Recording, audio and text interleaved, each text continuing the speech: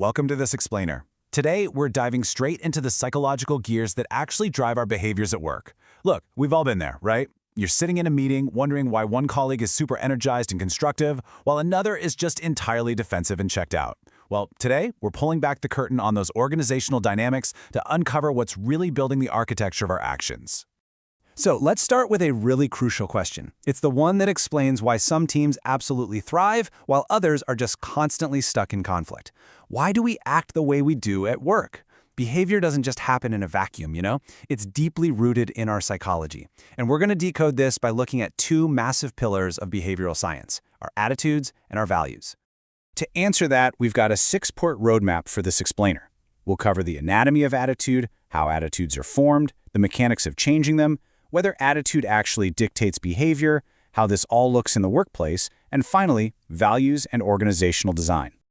Okay, kicking things off with Section 1, the anatomy of attitude. Let's clearly establish what an attitude actually is. We throw this word around all the time, right? Oh, he's got a bad attitude, or she has a go-getter attitude. But in behavioral science, it has a very specific meaning.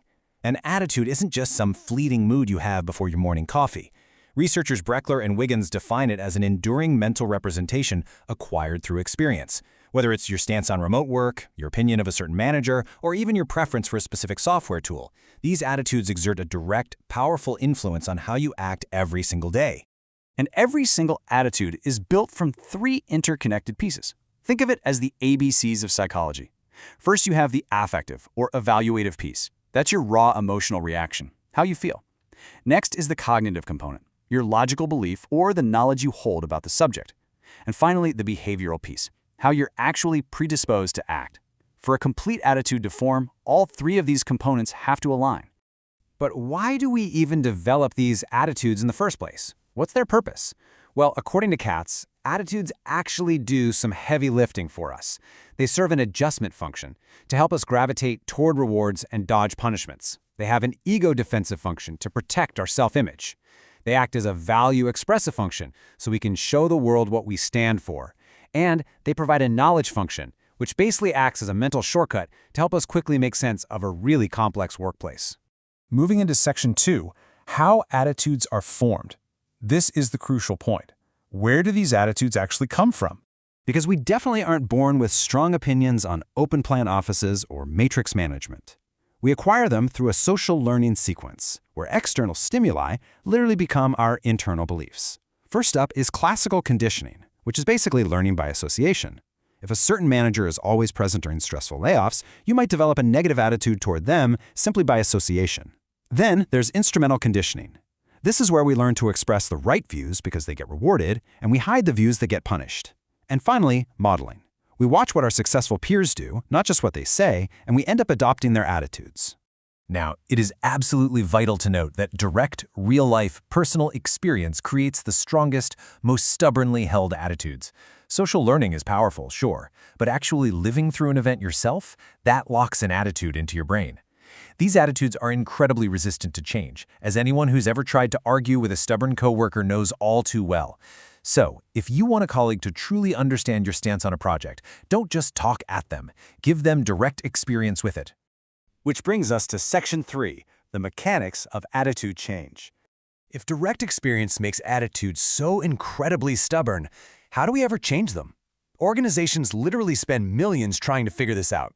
The elaboration likelihood model reveals 2 specific routes of persuasion. It shows that our level of involvement dictates whether we're swayed by pure logic or by flashy presentation. If an issue is highly relevant to you, let's say a change in your personal compensation plan, you're going to process that through the central route. You'll scrutinize the logic, the details, the quality of the argument. But if it's low relevance, like the company changing its letterhead, you'll likely take the peripheral route. You'll be swayed just by whether the person delivering the news is popular, attractive, or seen as an expert. You can actually see this cognitive approach everywhere, especially in advertising. Think about a tractor. That's a utilitarian product. Buyers want to know about horsepower, durability, the facts. They use the central route. But a luxury watch, totally different. That is a social identity product. The buyer takes the peripheral route, getting completely persuaded by the mood, the glamour, and the status it projects, rather than the raw mechanics of the gears inside. But change also comes from within. When our actions don't match our beliefs, we get this deeply uncomfortable feeling called cognitive dissonance, and that motivates us to shift our attitudes. Imagine you consider yourself a staunch environmentalist, but you accept a job at a company with a terrible pollution record.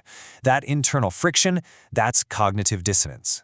To relieve that psychological pressure, you literally only have two choices: change your behavior and quit, or change your attitude to justify why staying there is actually okay. All right, Section 4. Does attitude dictate behavior? Let's look at a really fascinating scenario in behavioral science. We've talked about what attitudes are and how they change, but here is the ultimate chicken and egg question. We usually just assume attitude drives behavior. But what if the reverse is actually more powerful? Common sense tells us you form an attitude and then you act on it. But modern behavioral researchers decided to look at this from the exact opposite direction. And self-perception theory reveals a surprisingly high correlation here.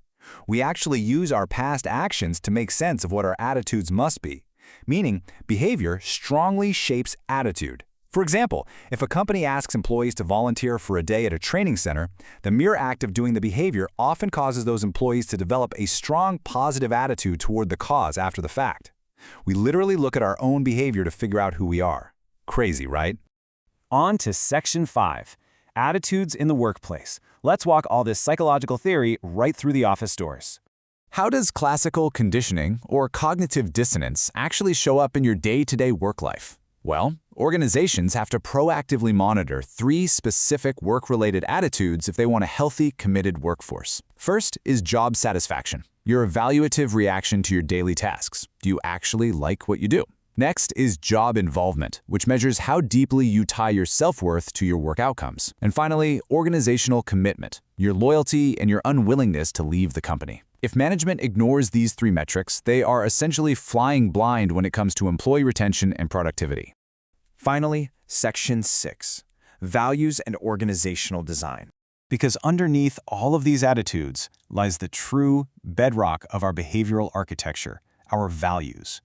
While attitudes can bounce around based on new info or cognitive dissonance, values are far more deeply ingrained. They carry a judgmental element of what is fundamentally right or wrong. When we rank our values by their intensity, we get a value system. And if your number one value is honesty, well, that is going to strictly govern your attitude toward a deceptive marketing campaign, regardless of how profitable it might be for the company. To design a truly value-based organization, we don't just have to look at modern HR manuals. We can actually look to ancient Indian philosophies to guide modern professional behavior. Workplace ethics like honesty, respect, and transparency, they aren't modern corporate inventions. They are deeply rooted in rich cultural heritage. By integrating concepts like dharma, which broadly translates to the right way of living and fulfilling the specific ethical duties of your role, organizations can build a systemic integrity that goes way beyond basic legal compliance.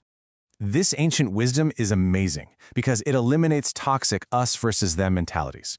It can transform a rigid corporate office into a unified, transparent learning organization. The Upanishads provide the philosophy of Tat Tvam Asi, or thou art that, suggesting a fundamental unity between employer, employee, and customer. It creates this atmosphere of Vasudhaiva Kutumbakam, the idea that the world is one family. When employees see their work not as isolated, meaningless tasks, but as connected contributions to a greater whole, the workplace becomes a center for growth, not just a place of labor. And applying this wisdom provides modern leaders with incredible emotional stability. The Bhagavad Gita offers the concept of nishkama karma, action without attachment to results.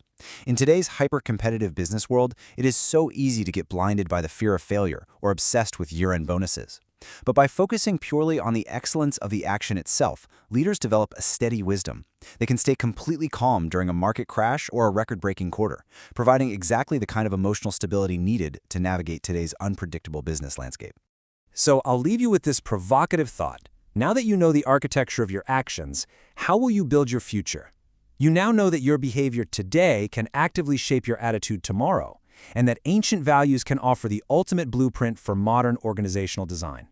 So the next time you log on or step into the office, remember that you aren't just performing tasks. You are actively designing the architecture of your own professional reality. Thank you for joining us on this explainer. Keep learning, keep questioning, and we'll catch you next time.